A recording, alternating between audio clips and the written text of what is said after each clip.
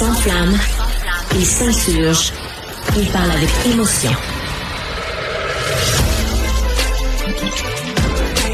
Francis Gosselin. Je le disais avec Gabriel Nadeau-Dubois à l'instant, c'est le temps des bilans, n'est-ce pas? Emmanuel Latraverse est avec nous. Bonjour Emmanuel. Tu voulais nous faire une semaine de bilan. Écoute, tu m'envoies ravi et on commence aujourd'hui avec le bilan. Mais c'est toujours le fun. C'est toujours le fun pour n'a jamais assez de temps. Donc, je me dis qu'on a une semaine pour faire ça ensemble. Et effectivement, et je vais me permettre, ça va prendre 10 secondes, mais tranche de vie. Moi, tous les ans, avec ma conjointe, on se fait un bilan de couple. Et donc, on va faire un long repas. Okay. Souvent, on boit. Et on fait le tour de nos vies professionnelles, personnelles, les enfants, le fric, la carrière. Et des fois, ça finit en pleurs, des fois non. Mais bref, c'est une belle discipline à avoir si vous voulez rester. Ça fait 14 ans que je suis avec elle et je pense que le bilan, il contribue quand même un petit peu. Bref. Oh boy, c'est exigeant, ça. Pas certaine, j'aurais le courage. Parlons de la CAQ, Emmanuel. Ça a été une année, disons, difficile, mais quasiment difficile égale. Ça a été difficile du début à la fin pour la formation de François Legault. Oui, c'est définitivement. Là. Écoute, Paul me rappelait ce matin qu'à la même date l'an dernier, c'est le temps où les premiers ministres font leur entrevue de fin d'année, puis ça allait tellement mal pour M. Legault qu'il n'en avait pas fait. On avait annulé les entrevues de fin d'année. Alors, c'est pas peu dire. Est-ce que ça va vraiment mieux parce qu'il a décidé d'en refaire cette année? Je vais laisser les gens juger. Vous écouterez l'entrevue avec Paul. Il est combatif, ça, c'est certain. Je pense qu'il a retrouvé son feu sacré. Mais est-ce qu'il l'a pas retrouvé? Est-ce qu'il n'a pas retrouvé sa boussole trop tard? C'est un peu la question que tout le monde se pose.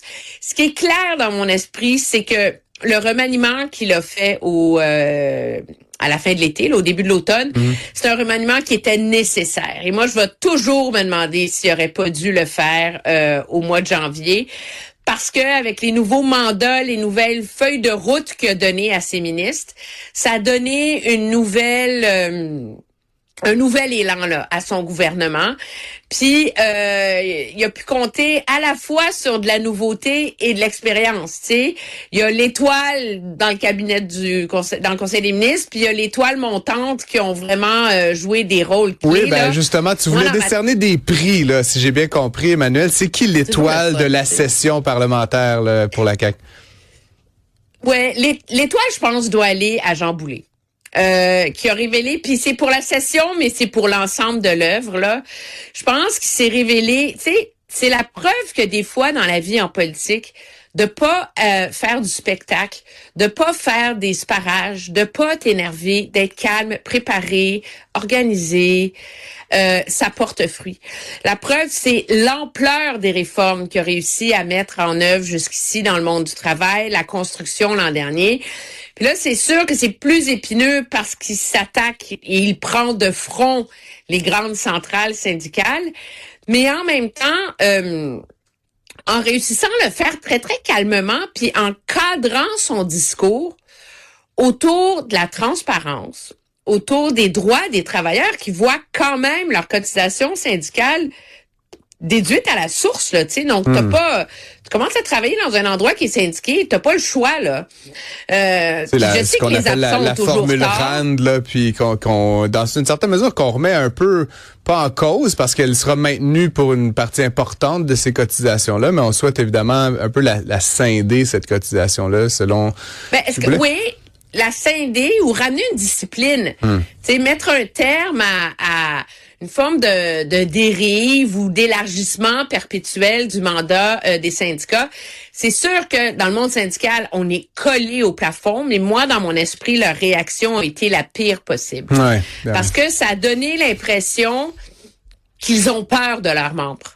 Ben oui, surtout qu'ils ont peur du résultat. C'est comme des roitelets dont on semble remettre en cause le dominion absolu sur leur droit de faire ce qu'ils veulent avec l'argent. J'ai vu ça comme une défense de leurs intérêts personnels avant l'intérêt des membres, et c'est là où effectivement ça a été une réaction un peu particulière. De tous les projets de loi puis de tout ce que fait la CAQ, bon, il y a, évidemment on peut passer aux médecins, à l'éducation, à l'environnement, mais là-dessus, j'ai l'impression que c'est une des rares choses choses sur lesquelles la CAQ a vraiment l'appui d'une majorité de la population. Et je suis pas surpris là que tu décernes cette étoile à M. Boulet. Parle-moi de l'étoile montante. Tu disais étoile montante dans la formation politique? Ah, c'est clairement France-Hélène Duranceau, là. Elle qui a fait parler d'elle pour les mauvaises raisons, je pense, quand elle était à l'habitation, parce que c'est pas une super communicatrice, parce que c'est pas la femme la plus empathique, qui a le plus de compassion, puis elle est dans un milieu où on s'attend de ça de son ministre, puis elle a son style, ses souliers, puis whatever. C'est comme si on a parlé que de ça plutôt que des réformes qu'elle a fait. Donc, ça a causé beaucoup de surprises quand Monsieur Legault l'a nommé. Puis à l'époque, ce qu'on disait en coulisses, c'est oui, parce que Christian Dubé a réussi à avoir la tête de Sonia Lebel parce qu'elle lui résistait. Puis finalement, il va pouvoir faire ce qu'il veut avec France-Hélène Duranceau. Non. Finalement, je pense que M. Dubé a pas réussi à faire ce qu'il veut avec France-Hélène Duranceau quand on voit l'ampleur des compromis imposés finalement au gouvernement dans sa négociation avec les médecins. Et M. Dubé qui a quand même perdu des plumes, là, on va se le dire, depuis quelques semaines, là, bon, sans dire qu'il a été humilié, mais on sent qu'il avait la même mise totale. Moi, je te dirais que j'ai songé à lui donner mon citron, mais je lui donnerai pas parce qu'il a quand même essayé. Puis il a osé, puis il était comme poussé par un premier ministre qui lui disait vas-y jusqu'au bout, etc., là.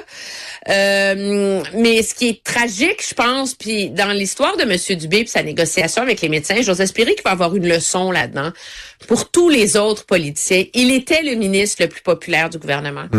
Il était le ministre en qui les gens avaient le plus confiance. Et il a raté son rendez-vous.